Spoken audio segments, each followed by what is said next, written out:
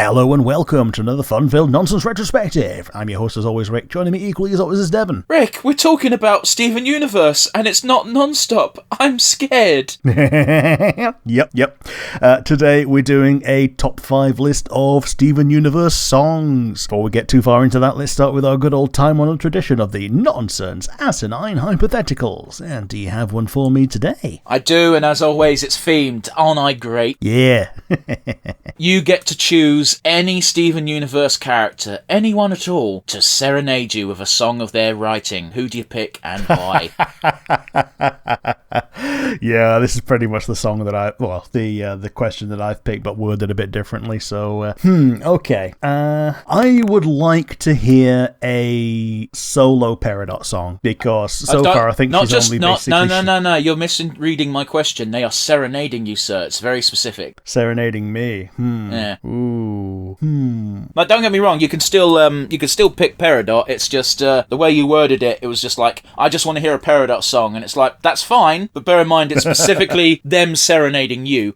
Okay, the implication of them serenading me would mean that I'm going to go with Emerald. We didn't see enough of her, and she looks like my type, and her serenading me would probably be, the prelude to something fun. I guess.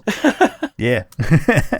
So how about you? Who would be your pick for someone from the Steven Universe cast to serenade you? You see, weirdly enough, the reason why I made the distinction is my answer actually is Peridot, because I think it would be the funniest fucking thing ever to hear Peridot's interpretation of a love song.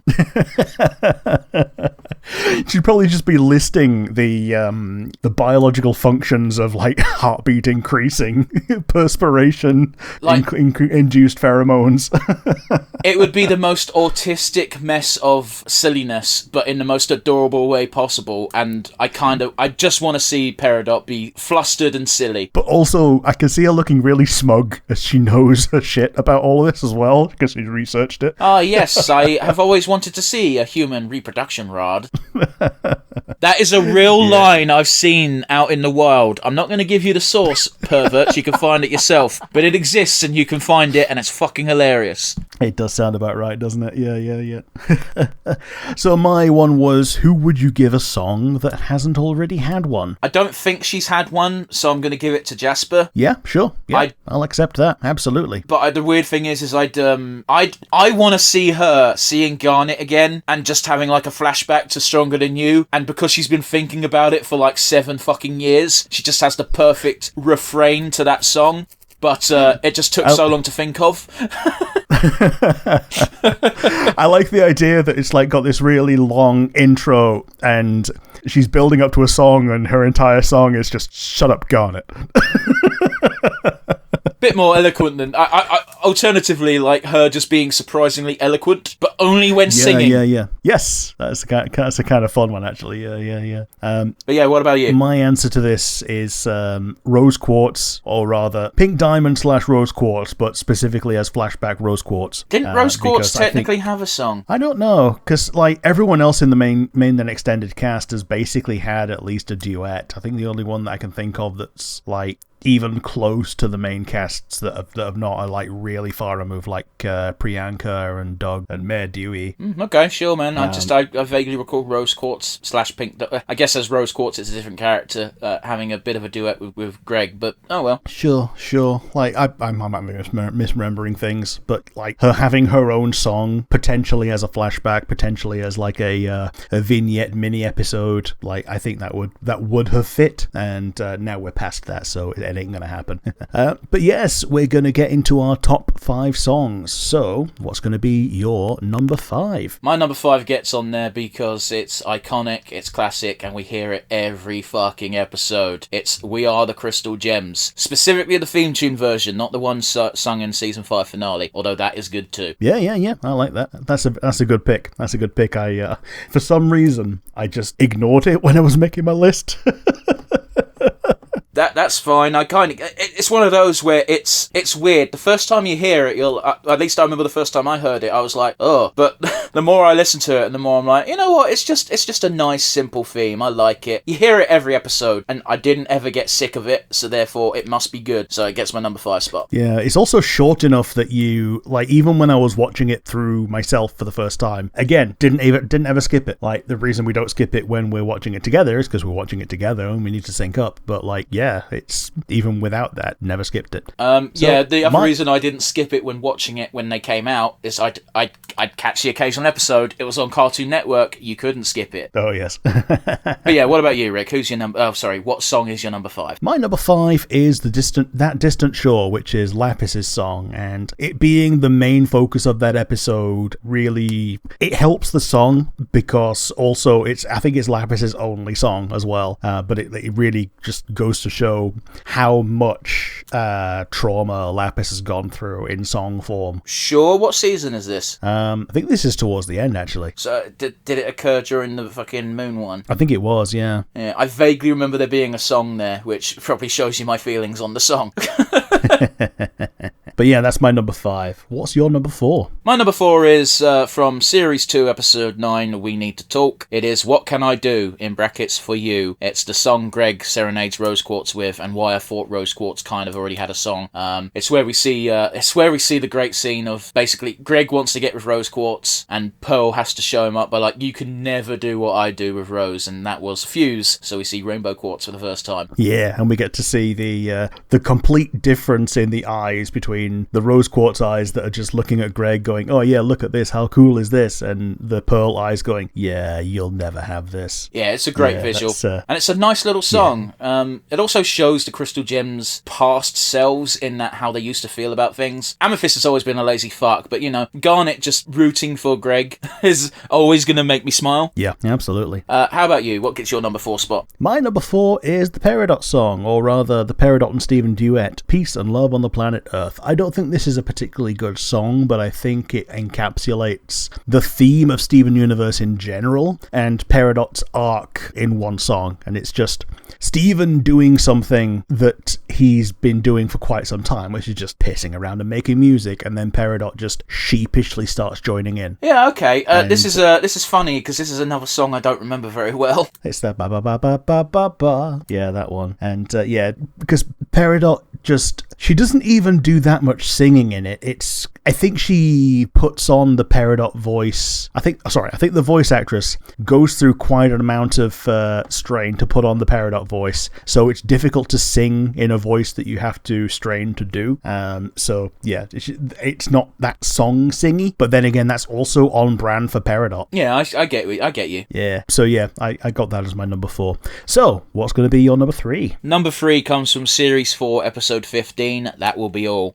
It was a song that came a bit out of the blue, or at least it would have if someone didn't spoil it 2 minutes before it happened. It's What's the Use of Feeling, in brackets blue. It's the Yellow Diamond song where it's such a pleasure to listen to, despite being a downer of a song, and it perfectly shows off how both of Diamonds, that being Yellow and Blue, are dealing with the grief of Pink Diamond.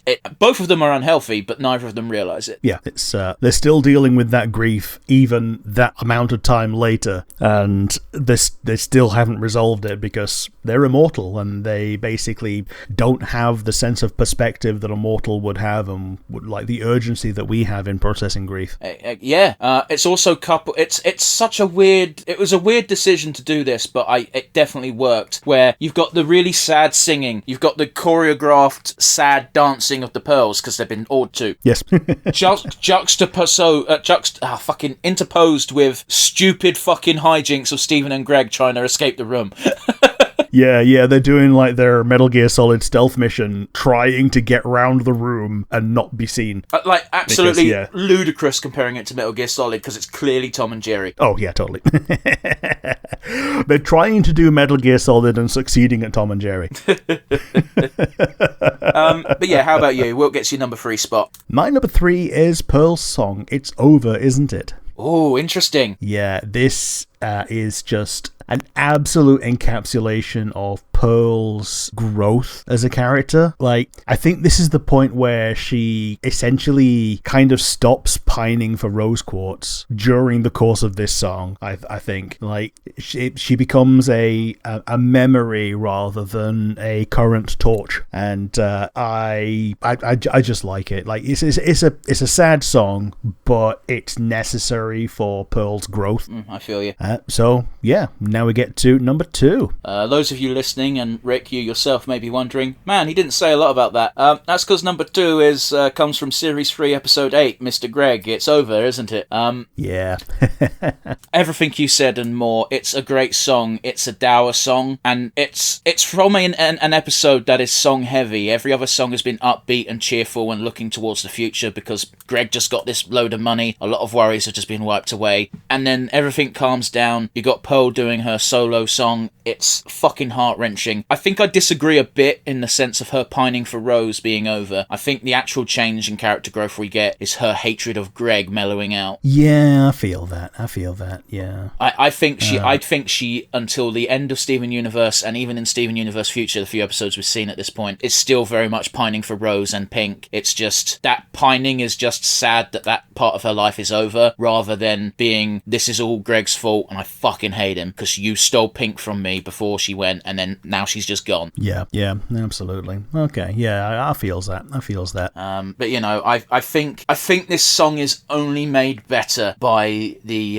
backstory surrounding it, because I remember this episode because it's one of the few episodes of Steven Universe I'd seen before doing the non-stop review, and I even said, I remember there's some great songs in this, and then getting the It's Over, Isn't It song after watching 3 and a bit seasons of Steven Universe, I'm like, fuck me, that hits harder, way harder than it did the first time I watched this. Yeah, like a lot of this, like, it's one of those things when you've got a series that is a series and not just a bunch of individual episodes, you lose a lot of the gravitas when you just watch things piecemeal with the way that Cartoon Network wanted it to be made. Yeah. But yeah, it's a fantastic cap to Pearl's arc, I believe. Yeah. Absolutely, man. And she grows into the Pearl we know and love. That being said, Rick, what song gets your number 2 spot? My number 2 spot goes to Other Friends. It's Spinell's introduction song. It's a pretty good song. Out of all the songs in that movie, it's fucking up there. Yeah, this is the one where she's got the most, I don't know what you'd call it, like the girl roar. You know what I mean? Sort of. I kind of get what you mean, but I can't pinpoint what you mean, if you get what I mean. It's like that kind of, yeah. I can't really do it without damaging my vocal cords right now, but and probably damaging our listeners' ears. yeah, and it also doesn't sound right coming from a dude, because but yeah, like she does like the like 1920s raunchy roar as part of the vocals in that song a couple of times, just to show the emotional weight of what she is trying to do, and it's just interposed with some great visuals, some of which is gags, some of which is just great cinematography. And it just ends with all of the crystal gems getting poofed, which is not something that normally happens in the song.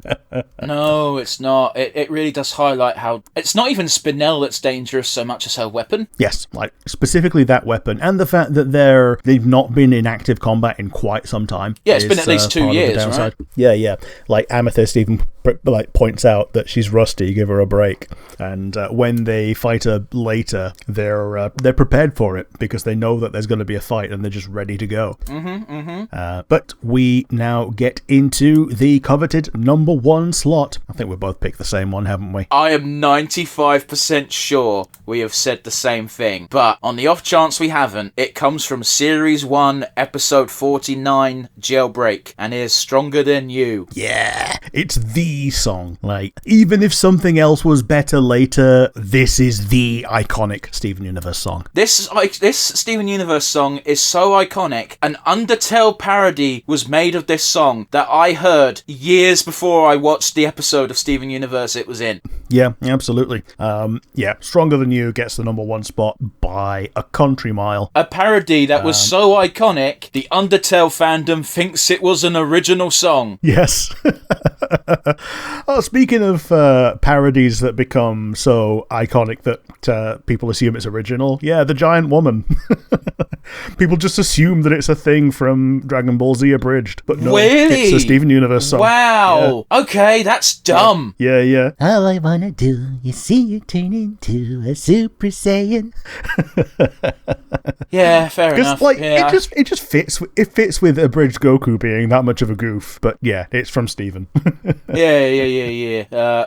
That did very nearly make my list as well, Giant Woman, because it's just so dumb and goofy. But yeah, no, it got edged out by some more serious songs. It did as well, yeah. And also, What's the Point of Feeling Blue also made my list, but well, almost made my list. But I knew you were going to pick it, so I left it out for shoehorning in a couple of the ones that I picked. Yeah, there are quite a few songs to choose from Steven Universe. I'm still slightly surprised that we both shared 2 spots. Yeah, absolutely. But yes, that's enough from today. If you like the video, you've got the comment section down below on YouTube. And if you're listening via one of the many audio platforms, you can instead send us an email, which will go to nonsensereviewuk@gmail.com. Once again, that is nonsensereviewuk@gmail.com. Yeah, join us again for another Nonsense Retrospective. Yeah, next time we will do MVPs, guys, don't worry.